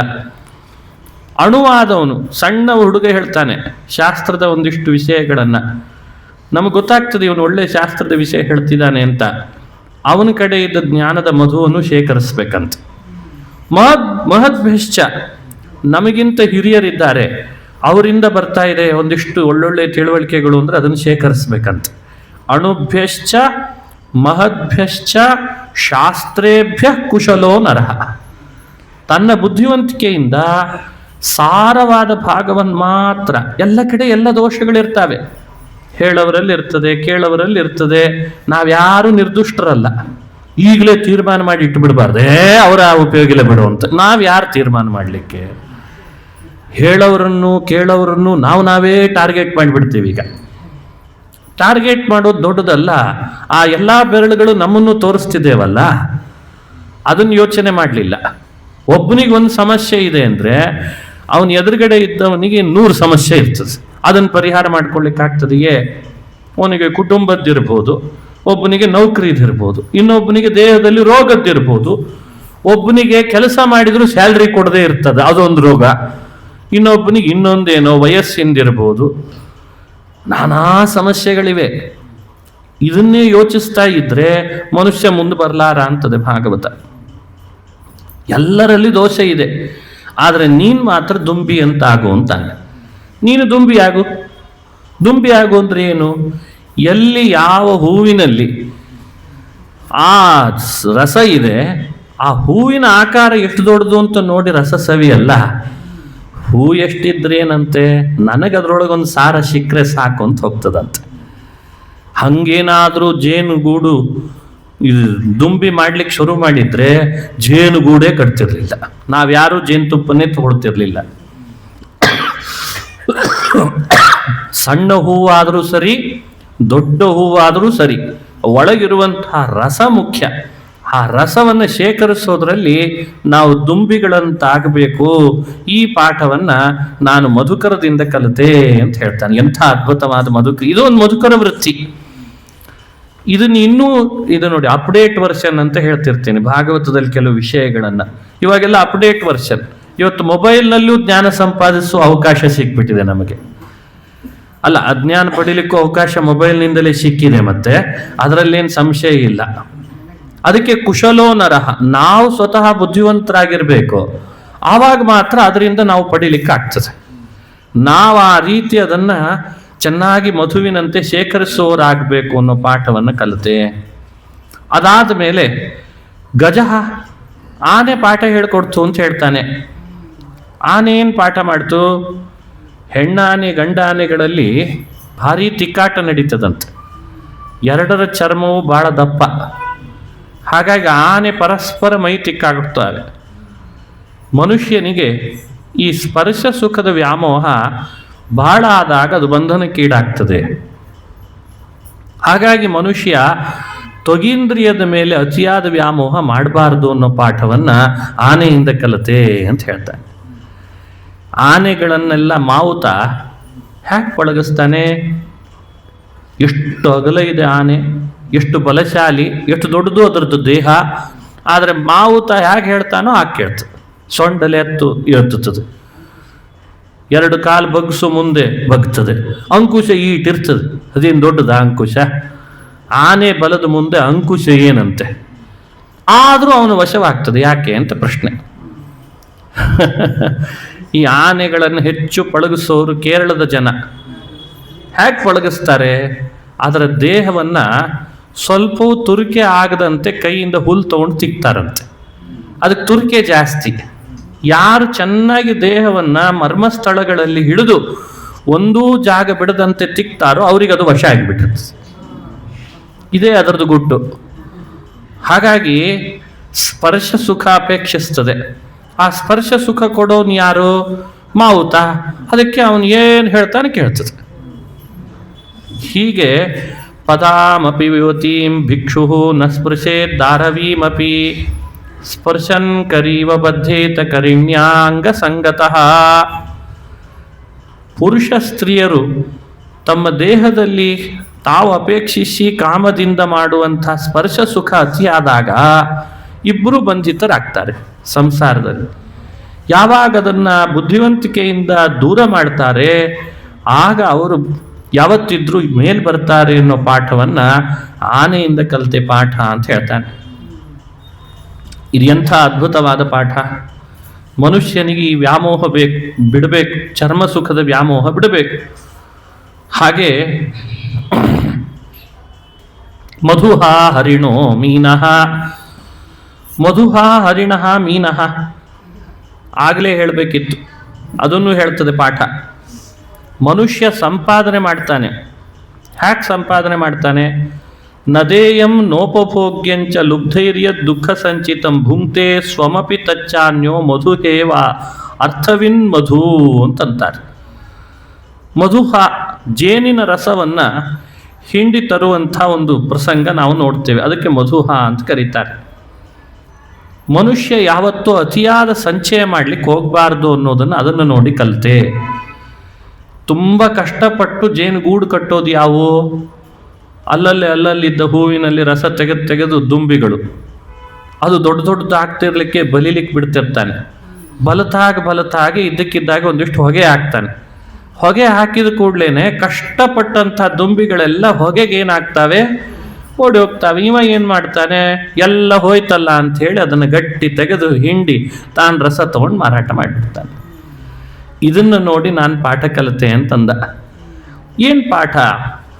ಮನುಷ್ಯ ಅತಿಯಾದ ಸಂಚಯ ಮಾಡ್ಲಿಕ್ಕೆ ಶುರು ಮಾಡಿದ ಅಂದರೆ ಸಂಚಿತ ಹಣ ಎಲ್ಲ ಇನ್ಯಾರದೋ ಪಾಲಾಗಿಬಿಡ್ತದಂತೆ. ಇದಕ್ಕೇನು ಬಹಳ ಉದಾಹರಣೆ ಬೇಕಾಗಿಲ್ಲ. ಬಹಳ ಬುದ್ಧಿವಂತರಿದ್ದೇವೆ ನಾವೆಲ್ಲ ಇವತ್ತು. ತುಂಬ ಸೋಷಿಯಲ್ ಮೀಡಿಯಾಗಳಲ್ಲೆಲ್ಲ ಏನು ಗಳಿಸಿದ್ದಾರೆ ನೋಡಿದರೆ ಮೊನ್ನೆ ಕರೋನಾ ಬಂದಾಗೆಲ್ಲ ಅರ್ಥ ಆಗಿಬಿಟ್ಟಿದೆ ನಮಗೆಲ್ಲ. ಆದರೂ ಕೂಡ ಬಿಡ್ತಾ ಇಲ್ಲ. ಇದೇ ನಮ್ದೊಂದು ಇದನ್ನೇ ಹಾಗೆ, ಮೆಂಟಾಲಿಟಿನೇ ಹಾಗೆ ನಮ್ದೆಲ್ಲ. ಮನುಷ್ಯ ಸಂಪಾದನೆ ಮಾಡ್ತಾನೆ ನೋಡಿದರೆ ಯಾರ್ದೋ ಪಾಲಾಗಿಬಿಡ್ತದೆ. ಹಾಗಾಗಿ ಸಂಚಯ ಮನುಷ್ಯನಿಗೆ ಬಹಳ ದೊಡ್ಡ ದುಃಖಕ್ಕೀಡು ಮಾಡ್ತದೆ. ತಾನು ಉಪಭೋಗಿಸೋದಿಲ್ಲ, ಇನ್ನೊಬ್ಬರಿಗೆ ಕೊಡಲ್ಲ. ಬಹಳ ಬುದ್ಧಿವಂತಿಕೆ ಮೆರಿಬೇಕು ಈ ವಿಷಯದಲ್ಲಿ. ತಾನು ಎಷ್ಟು, ತನಗೆಷ್ಟು, ಅದರಿಂದ ಮುಂದೇನು, ಇನ್ನೊಬ್ಬರಿಗೆ ಎಷ್ಟು ಅಂತ ಮೊದಲೇ ಯೋಚನೆ ಮಾಡಬೇಕಂತೆ ನಾವು. ಹಾಗೆ ಮತ್ತೊಂದು ಪಾಠ, ಹರಿಣಃ ಮೀನಃ ಪಿಂಗಲ ಕುರರೋರ್ಭಕಃ. ಹರಿಣ ಅಂದರೆ ಜಿಂಕೆ. ಜಿಂಕೆಯ ನ್ಯೂನತೆ ಏನು ಅಂದರೆ, ಜಿಂಕೆ ಹಿಡಿಬೇಕು ಅಂತ ಬೇಟೆಗಾರ ಬರ್ತಾನೆ. ಬಹಳ ಸುಲಭ, ನೋಡಿದರೆ ಅದರ ವೇಗ ಜಾಸ್ತಿ. ಜಿಂಕೆ ವೇಗ ಭಾಳ, ಎಷ್ಟು ಎತ್ತೆತ್ರ ಹಾರಿಬಿಡ್ತದೆ. ಇವನಿಗೆ ಬಿಲ್ಲಿಗೆ ಬಾಣ ಹೂಡೋ ಅಷ್ಟರಲ್ಲಿ ಇನ್ನೆಲ್ಲೋ ಹಾರಿ ಹೋಗ್ಬಿಟ್ಟಿರ್ತದೆ. ಹಿಡಿಲಿಕ್ಕೆ ಬಂದ ಬೇಟೆಗಾರ ಏನು ಮಾಡ್ತಾನೆ? ಆ ಜಿಂಕೆನೇ ತಾನಿದ್ದಲ್ಲಿ ಬರೋ ಹಾಗೆ ಮಾಡ್ಕೊಳ್ತಾನೆ. ಶುಶ್ರಾವ್ಯವಾದ ಗಾನ ಮಾಡ್ತಾನಂತೆ. ಗ್ರಾಮ್ಯ ಗೀತಂ ನ ಶೃಣುಯಾತ್ ಯತಿರ್ವನಚರಃ ಕ್ವಚಿತ್ ಶಿಕ್ಷೇಹಂ ಹರಿಣಾತ್ ಬದ್ಧಾತ್ ಮೃಗಯೋರ್ಗೀತ ಮೋಹಿತಾತ್. ಗ್ರಾಮ್ಯ ಗೀತಂ, ಆ ಗಾನಕ್ಕೆ ಮೋಹಿತವಾಗ್ತದಂತೆ ಈ ಜಿಂಕೆಗೆ ಶಬ್ದದ ವ್ಯಾಮೋಹ ಭಾಳ. ಎಲ್ಲೇ ಹೋಗಿ ನೀವು ಜಿಂಕೆಯನ್ನು ಹಿಡಿಬೇಕು ಅಂದರೆ ಒಳ್ಳೆ ಗಾನ ಮಾಡ್ರಿ, ನಿಮ್ಮ ಹತ್ರನೇ ಬಂದು ಮಲ್ಕೊಂಡ್ಬಿಡ್ತದೆ. ಮುಗೀತಲ್ಲ ಕತೆ. ಅವನಿಗೆ ಅದೇ ಬೇಕಾಗಿತ್ತು. ಅದಕ್ಕೆ ಭಾಗವತ ಹೇಳ್ತು, ಇವತ್ತು ನಮ್ಮನ್ನು ಯಾರು ಸೆರೆ ಹಿಡಿತಿದ್ದಾರೆ ಬಹಳ? ಗ್ರಾಮ್ಯ ಗೀತಂ. ಗ್ರಾಮ್ಯ ಗೀತ ಅಂದರೆ ಲೋಕದಲ್ಲಿ ಆಗ್ತಾ ಇರುವಂತಹ ಬಹಳ ದೊಡ್ಡ ವಿಚಿತ್ರವಾದಂಥ ಒಂದು ಪ್ರಪಂಚ ಇದೆ. ಭಾರಿ ಭಾರಿ ಭಾರಿ ಭಾರಿ ಹಾಡುಗಳು, ಅದಕ್ಕೆ ರಾಗ ಸಂಯೋಜನೆ, ಅದಕ್ಕೆ ಆದಂತಹ ಮ್ಯೂಸಿಷಿಯನ್ನು, ಅದಕ್ಕೆ ಇಂಡಿಯನ್ ಮ್ಯೂಸಿಕ್ ಬೇರೆ, ವೆಸ್ಟರ್ನ್ ಮ್ಯೂಸಿಕ್ ಬೇರೆ. ಏನು ನಡೀತಾ ಇದೆ ಗೊತ್ತಾ ಪ್ರಪಂಚ. ನಾವೊಂದು ಬೆರಳೆಣಿಕೆಯಲ್ಲಿ ಇಟ್ಟು ಕೂತ್ಕೊಂಡು ಭಾಗವತ ಗೀತೆ ಕೇಳ್ತಿದ್ದೇವೆ. ಸ್ವಲ್ಪ ಇದನ್ನು ಬಿಟ್ಟು ಒಂದು ಬೇರೆ ಪ್ರಪಂಚ ಇದೆ, ಅದಕ್ಕೆ ಕೋಟಿಗಟ್ಟಲೆ ವ್ಯೂಸ್ ಇದೆ, ಮಿಲಿಯನ್ ಟ್ರಿಲಿಯನ್ ಇದ್ದಾರೆ. ಯಾಕೆ ಅಂದರೆ ಎಲ್ಲ ಯುವಕ ಯುವತಿಯರನ್ನು ಅದು ಎಳೀತಾ ಇದೆ. ಗ್ರಾಮ್ಯ ಗೀತೆ ಹಾಕಿದೆ. ಅದಕ್ಕೆ ಹೇಳಿದ್ರು, ಮನುಷ್ಯ ಅತಿಯಾದ ಗ್ರಾಮ್ಯ ಗೀತೆಯನ್ನು ಕೇಳ್ತಾ ಇದ್ರು ಮೈ ಮರಿತಾನೆ, ನನ್ನನ್ನು ಸ್ಮರಣೆ ಮಾಡಲ್ಲ ಅಂತಾನೆ ಭಗವಂತ. ಅದರಿಂದ ದೂರ ಇರು, ಜಿಂಕೆಯಂತೆ ಬಂಧಿತನಾಗ್ತೀಯ, ಎಚ್ಚರ ಪಡಬೇಕು ಅಂತಾನೆ. ಹಾಗೆ ಮೀನಿಗೆ ನಾಲಿಗೆ ಚಾಪಲ್ಯ ಜಾಸ್ತಿ. ನಾಲಿಗೆ ಎಷ್ಟು ತಿಂದರೂ ಕೇಳ್ತದೆ ಅದಕ್ಕೆ. ಮೀನು ಹಿಡಿಲಿಕ್ಕೆ ಬರೋರೆಲ್ಲ ಅದಕ್ಕೆ ಕೈಯಲ್ಲಿ ಒಂದು ಸಣ್ಣ ಸಣ್ಣ ಹಿಟ್ಟಿನ ಉಂಡೆ ಮಾಡ್ಕೊಂಡು ಹೋಗ್ತಾರೆ. ಒಂದು 4 ಉಂಡೆ ಹಾಕಿದ ಕೂಡಲೇ ಮೀಲೆಲ್ಲ ಮೇಲೆ ಬರ್ತವೆ ಕೆರೆಯಲ್ಲಿದ್ದದ್ದು. ತಿನ್ಲಿಕ್ಕೆ ಬಂದ ಕೂಡಲೇ ಬಲೆ ಬೀಸಿಬಿಡ್ತಾರೆ, ಬಲೆಗೆ ಬಂದಿದ್ದು ಹಾಕ್ತಾರೆ. ಬರೀ ಮೀನಲ್ಲ, ನಾನು ಇದನ್ನು ನೋಡ್ತಾ ಇದ್ದೆ ಅಂದ ಅವಧೂತ. ನಾನು ಹೀಗೆ ಬಲೆಗೆ ಬೀಳ್ತೀನೇನೋ, ಅದಕ್ಕೆ ನಾನು ನಾಲಿಗೆ ಚಾಪಲ್ಯ ಗೆದ್ದೆ ಅಂತಂದ. ಜಿಹ್ವಾ ಚಾಪಲ್ಯ ಗೆಲ್ಲು, ಜಿಹ್ವಯಾಥ ಪ್ರಮಾತಿನ್ಯ. ಮನುಷ್ಯನಿಗೆ ಜಿಹ್ವಾ ಚಾಪಲ್ಯ ಬಂಧನಕ್ಕೀಡು ಮಾಡ್ತದೆ. ಅದಕ್ಕೆ ಅದನ್ನು ಗೆಲ್ಲಬೇಕು, ರಸನೇಂದ್ರಿಯವನ್ನು. ಆಮೇಲೆ ಪಿಂಗಲ ಕುರರೋರ್ಭಕ. ಒಬ್ಬಳು ವೇಶ್ಯೆ ಇದ್ಲಂತೆ, ಅವಳ ಹೆಸರು ಪಿಂಗಲೆ ಅಂತ.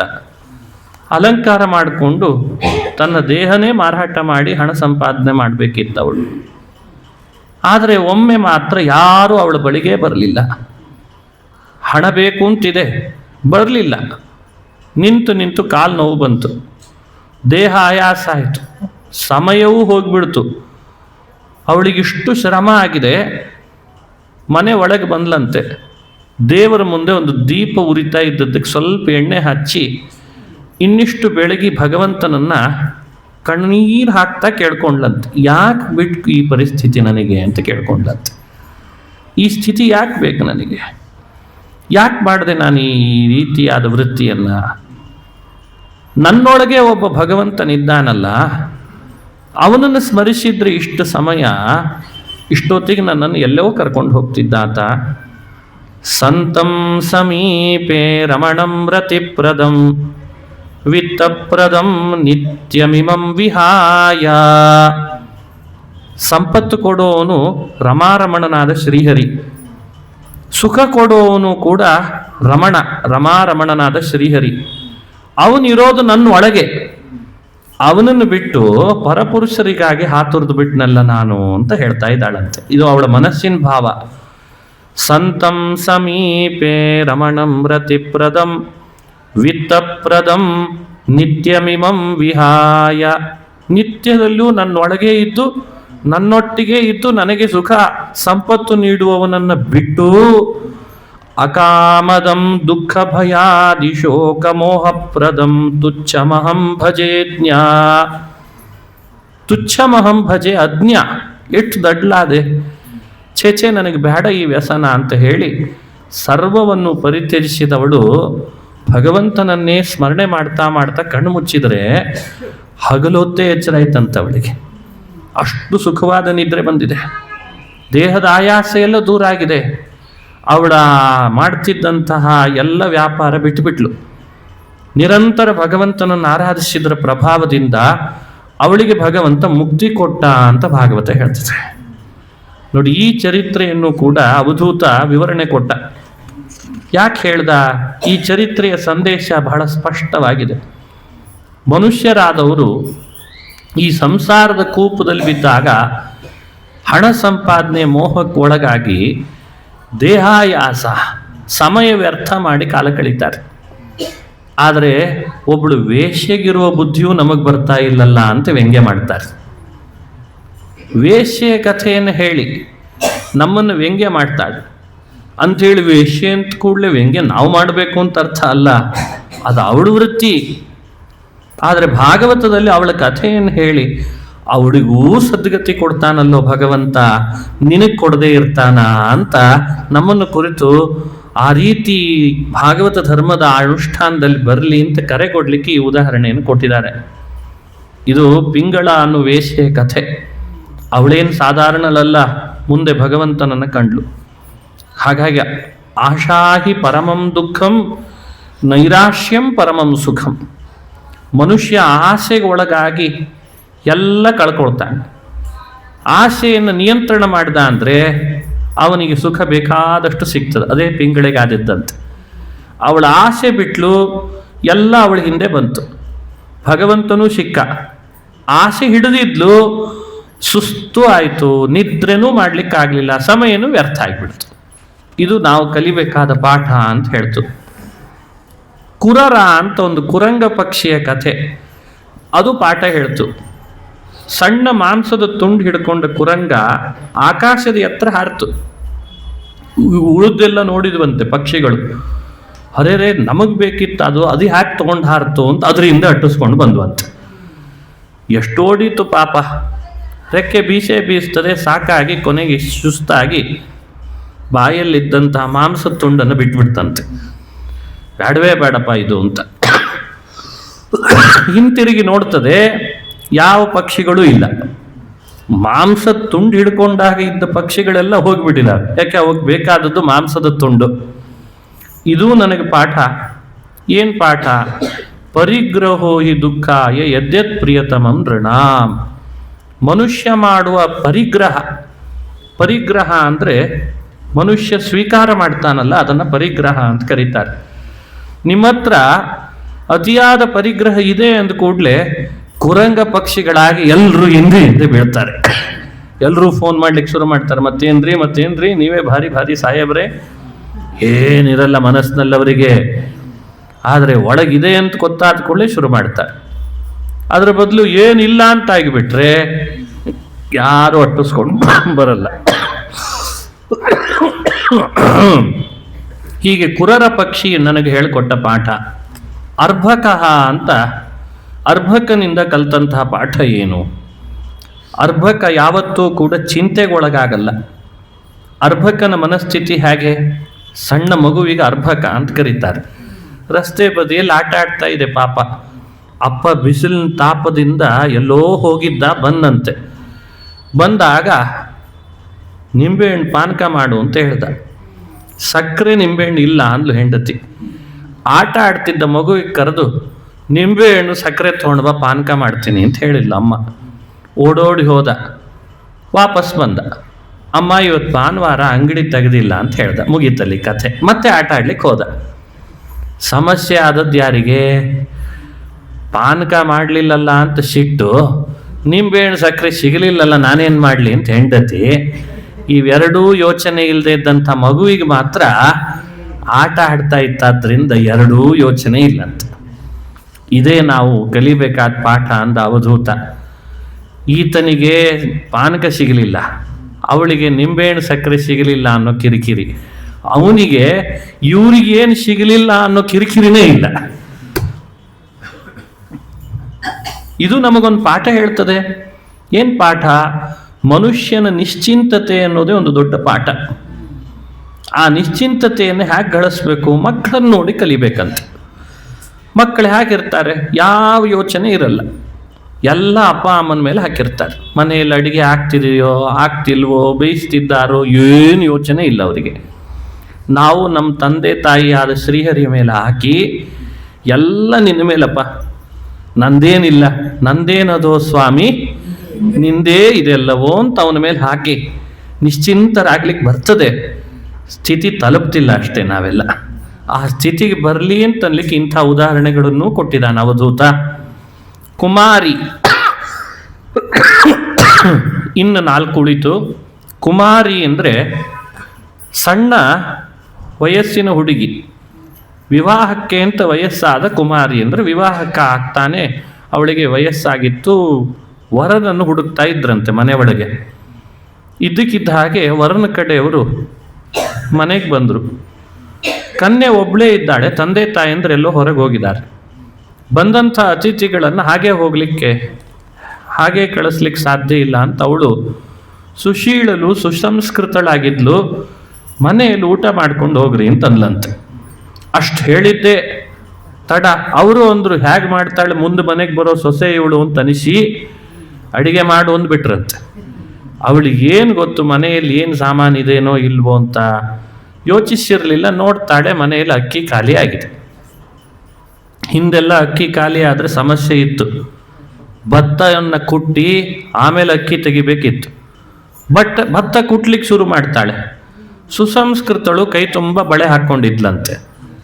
ಕೈ ತುಂಬ ಹಾಕ್ಕೊಂಡು ಬಳೆ ಮನೆ ಹಿಂಬದಿಯಲ್ಲಿ ಹೋಗಿ ಒನಕೆ ತಗೊಂಡು ಭತ್ತ ಕುಟ್ಟುವಾಗ ಎಷ್ಟು ಶಬ್ದ ಮಾಡಬೇಡ ಅದು ಸರಿ ಅಂತ ಕುಟ್ಲಿಕ್ಕೆ ಶುರು ಮಾಡಿದರೆ ಬಂದು ನೋಡ್ತಾರೆ, ಅಯ್ಯೋ ನಿಮ್ಮ ಮನೇಲಿ ಅಕ್ಕಿ ಇಲ್ಲೇನು ಅಂತ ಅವಮಾನ ಮಾಡ್ಯಾರು. ಅದು ಆಗಬಾರ್ದು. ಬಂದ ಅತಿಥಿಗಳ ಅವಮಾನ ಮಾಡಬಾರ್ದು. ಅದಕ್ಕೆ ಕೈಗೆ ಹಾಕ್ಕೊಂಡು ಬಳೆಗಳ ಸಂಖ್ಯೆ ಕಡಿಮೆ ಮಾಡಿದ್ಲು ಅಂತದೆ ಭಾಗವತ.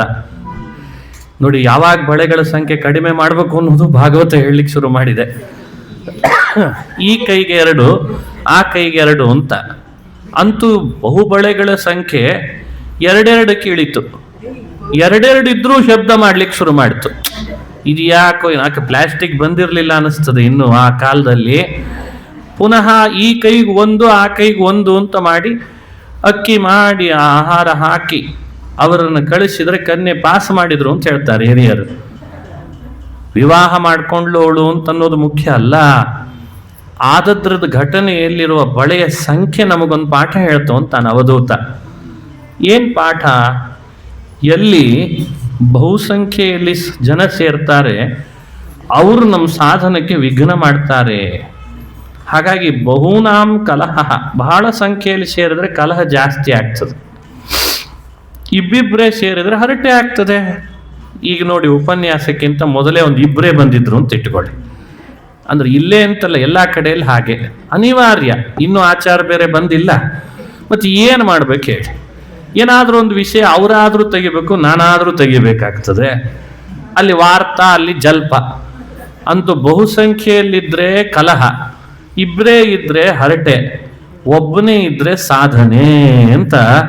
ಇದು ಆ ಬಳೆಗಳ ಸಂಖ್ಯೆಯಿಂದಲೂ ಒಂದು ಪಾಠ ಕಲಿತೆ ಅಂತ ಕುಮಾರಿಯಿಂದ ಕಲಿತ ಪಾಠವನ್ನು ಹೀಗೆ ವಿವರಣೆ ಮಾಡ್ತಾನೆ ಅವಧೂತ. ಕುಮಾರಿ ಶರಕೃತ್ ಸರ್ಪ ಊರ್ಣನಾಭಿ ಸುಪೇಶಕೃತ್.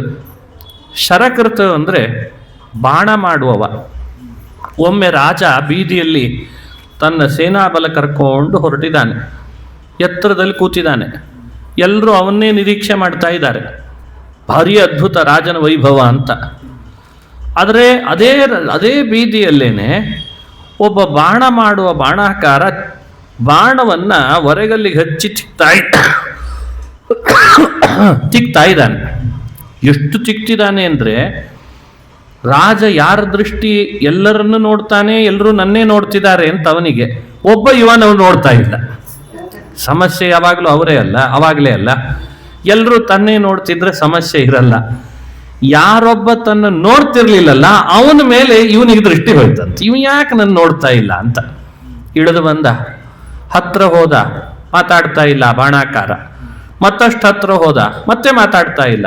ಕೊನೆಗೆ ಆ ಬಾಣ ಮಾಡೋದು ಮುಗೀತು. ಆಮೇಲೆ ಪಕ್ಕಕ್ಕಿಟ್ಟ. ರಾಜ ಬಂದಿದ್ದಾನೆ ಅಂತ ನೋಡಿದ ಕೂಡಲೇ ಆಮೇಲೆ ಮಾತಾಡಿಸಿದ.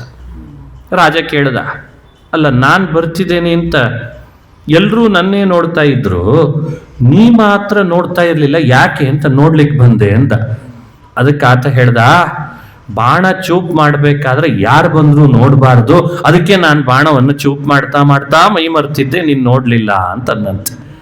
ಹಾಗೆ ನಮ್ಮ ಬದುಕಿನಲ್ಲಿ ನಾವು ಗುರಿ ಸಂಪಾದನೆ ಆಗಬೇಕಾದ್ರೆ ಯಾರು ದಾರಿಯಲ್ಲಿ ಬಂದರೂ ಕೂಡ ಅವ್ರ ಕಡೆಯಲ್ಲಿ ನಮ್ಮ ಲಕ್ಷ್ಯ ಹೋಗಬಾರ್ದು. ನಮ್ಮ ಗುರಿ ಮುಟ್ಟೋವರೆಗೂ ಅದೇ ಥರನೇ ಇರಬೇಕಂತೆ. ಅದನ್ನ ಪಾಠ ನಾನು ಬಾಣಾಕಾರನಿಂದ ಕಲಿತೆ. ಹೀಗೆ ಮನುಷ್ಯನಿಗೆ ಒಂದೊಂದರಿಂದ ಒಂದೊಂದು ಪಾಠ ಅಂತಾರೆ. ಸರ್ಪದಿಂದ ಪಾಠ ಕಲಿತೆ. ಸರ್ಪ ಅಂದರೆ ಹಾವು. ಯಾವತ್ತೂ ಮನೆ ಕಟ್ಟಲ್ಲ, ಮನೆನೇ ಕಟ್ಟಲ್ಲ. ಮತ್ತು ಎಲ್ಲಿ ವಾಸ ಮಾಡ್ತದೆ? ಗೆದ್ಲು ಕಟ್ಟಿರ್ತದಂತೆ ಮನೆ. ಇದು ಹೋಗಿ ಅಲ್ಲಿ ಸೇರ್ಕೊಂಡ್ಬಿಡ್ತದೆ. ಸಾಕಲ್ಲ, ನಾನು ಯಾಕೆ ಕಟ್ಟಬೇಕು ಅಂತದಂತೆ.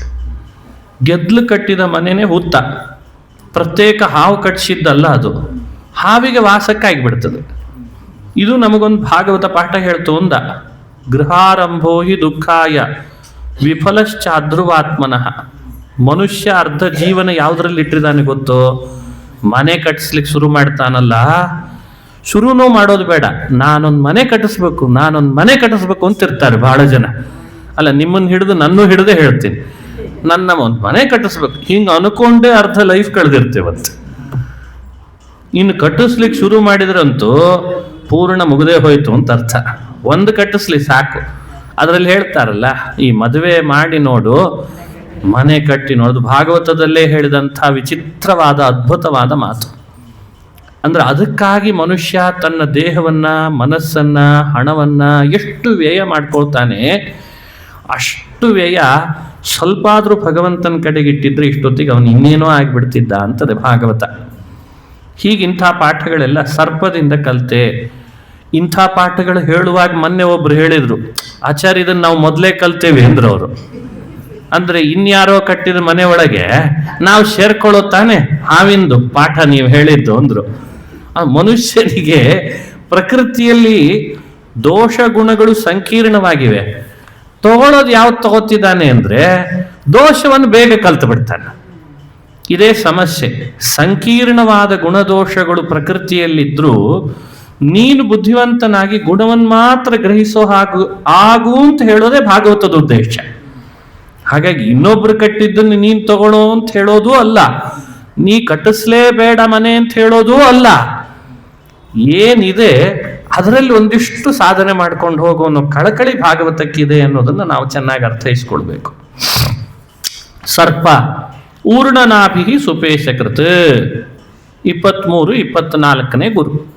ಊರ್ಣನಾಭಿ ಅಂತಂದ್ರೆ ಅದೊಂದು ಹುಳ, ಅಂದ್ರೆ ಈ ರೇಷ್ಮೆ ಹುಳ ಅಂತಂತಾರೆ. ರೇಷ್ಮೆ ಹುಳದ ಸ್ವಭಾವ ತನ್ನ ಬಾಯಲ್ಲಿದ್ದಂಥ ಎಲ್ಲ ನೊರೆಯನ್ನು ಲೋಳೆ ಲೋಳೆಯಾಗಿ ಹೊರಗೆ ತೆಗೆದು ಎಷ್ಟೆಲ್ಲ ದೊಡ್ಡ ಬಲೆ ಥರ ಕಟ್ತದೆ. ಒಂದಿಷ್ಟು ಸಮಯ ಆಟ ಆಡ್ತದೆ, ಆಮೇಲೆ ಬೇಡ ಅಂತ ಅನಿಸಿದ ಕೂಡಲೇ ಅದನ್ನೆಲ್ಲ ಬಾಯಲ್ಲಿ ಹಾಕ್ಕೊಳ್ತದಂತೆ. ಇದೇನು ಪಾಠ ಹೇಳ್ತು ಅಂದ. ಅದಕ್ಕೆ ಅವಧೂತ ಅಂತಾನೆ, ಏನು ಕೇಳ್ತಿ, ಇದರಲ್ಲಿ ಪಾಠ ಎಷ್ಟಿದೆ ನೋಡಿ. ಆ ಭಗವಂತನು ಈ ಊರ್ಣನಾಭಿ ಇದ್ದಾಗಿದ್ದಾನೆ ಅಂತಂದ. ಹೇಗಿದ್ದಾನೆ? ಊರ್ಣನಾಭಿ ತಾನೇ ತನ್ನ ಹೊಟ್ಟೆ ಒಳಗಿರುವ ನಮ್ಮನ್ನೆಲ್ಲ ಹೊರಗೆ ತೆಗೆದ ಸೃಷ್ಟಿ ಮಾಡಿದ. ಸಾಕನಿಸಿದಾಗೆಲ್ಲ ಮತ್ತೆ ಹೊಟ್ಟೆ ಒಳಗೆ ಹಾಕ್ಕೊಳ್ತಾನೆ. ಇದನ್ನು ನಾನು ಅದನ್ನು ನೋಡೇ ಕಲಿತೆ ಅಂದ. ನಾನು ಯಾಕೆ ಯೋಚನೆ ಮಾಡಬೇಕು? ತದಲಂ ಬಹುಲೋಕ ವಿಚಿಂತನಯ ಪ್ರವಣಂ ಕುರು ಮಾನಸ ಮೀಶಪದೇ ಯಥೋರ್ಣನಾಭಿ ಸೃಜತೆ ಗೃಹತೆ ಚ ಅಂತ ಉಪನಿಷತ್ನಲ್ಲಿಯೂ ಈ ಮಾತು ಬರ್ತದೆ, ಊರ್ಣನಾಭಿಯ ಉದಾಹರಣೆ. ಇದನ್ನು ತಿಳಿದೆ ಕೊನೆಯ ಪಾಠ ಸುಪೇಶಕೃತ, ಪೇಶಸ್ಕೃತ ಅಂತ ಒಂದು ಕ್ರಿಮಿ. ಆ ಪೇಶಸ್ಕೃತ ಕ್ರಿಮಿಗೆ ವಿಚಿತ್ರ ಶಾಮಾಕ ಅಂತ, ಪೇಶಸ್ಕೃತ ಶಾಮಾಕ ಇವುಗಳನ್ನು ನೆನಪಿಟ್ಟುಕೊಳ್ಬೇಕು. ಅದರದ್ದೆಲ್ಲ ಏನೆಲ್ಲ ವಿಚಿತ್ರ ಅನ್ನೋದು ಗೊತ್ತಿಲ್ಲ ಇವತ್ತು ನಮಗಷ್ಟು ಸುಲಭ. ಎಲ್ಲಿ ಯಾರು ಹುಡುಕ್ತಾರೋ ಗೊತ್ತಿಲ್ಲ. ಹುಡುಕ್ಬೋದು, ಯಾರಾದರೂ ಗೂಗಲ್ ಸರ್ಚ್ ಮಾಡಿ ನೋಡ್ಬೇಕು. ಇವೆಲ್ಲ ಎಂತೆಂಥ ಅದ್ಭುತ ಇದೆ ನೋಡಿ ಭಾಗವತ. ಈ ಪೇಶಸ್ಕೃತಿಗೆ ತನ್ನ ಸಂತತಿಯನ್ನು ಹೆಚ್ಚು ಮಾಡಿಕೊಳ್ಬೇಕು ಅಂತ ಅಪೇಕ್ಷೆ. ಗರ್ಭಧರಿಸಿ ಹುಟ್ಟಿಸುವ ಶಕ್ತಿ ಇಲ್ಲ, ಆದರೆ ನೆಲದ ಮೇಲೆ ಹರಿದಾಡುವ ಒಂದು ಕ್ರಿಮಿ ಇದೆ ಅಂತೆ. ಆ ಕ್ರಿಮಿ ಇದಕ್ಕೆ ಮಾತ್ರ ತಿಳಿತದೆ, ಇದು ನನ್ನ ಸಂತತಿಯನ್ನು ಬೆಳೆಸಬಲ್ದು ಅಂತ. ಆ ಪೇಶಸ್ಕೃತ ಏನು ಮಾಡ್ತದೆ? ಕ್ರಿಮಿಯನ್ನು ಗಟ್ಟಿ ಹಿಡಿತಂದು ಒಂದು ಗೂಡಿನಲ್ಲಿ ಅದನ್ನು ಇಟ್ಬಿಡ್ತದೆ. ಈ ಎಷ್ಟೋ ಕಟ್ಟಿಗೆಗಳಲ್ಲಿ ಕೊರೆದಿರ್ತದಲ್ಲ ಸಣ್ಣ ಸಣ್ಣ ಒಂದೊಂದೊಂದೊಂದು ರಂಧ್ರ, ಅಲ್ಲಿ ತಂದು ಇಡ್ತದೆ ಆ ಕ್ರಿಮಿನ್ ಬರೀ ತಂದಿಟ್ಟು ಎಲ್ಲೋ ಹೋಗಲ್ಲ. ಅದಕ್ಕೆ ಬೇಕಾದ ಸಮಯಕ್ಕೆ ಆಹಾರವನ್ನು ಪೇಶಸ್ಕೃತ್ ಅನ್ನುವ ಹುಳನೇ ಕೊಡ್ತದಂತೆ ತಂದು. ಪೇಶಸ್ಕೃತಿಗೆ ರೆಕ್ಕೆ ಇದೆ, ತಂದಿಟ್ಟಂಥ ಕ್ರಿಮಿಗೆ ರೆಕ್ಕೆ ಇಲ್ಲ. ಕ್ರಿಮಿ ನೆಲದ ಮೇಲೆ ಹರಿದಾಡೋದದು, ಆದರೆ ಆಹಾರ ಒದಗಿಸ್ತಿರ್ತದೆ.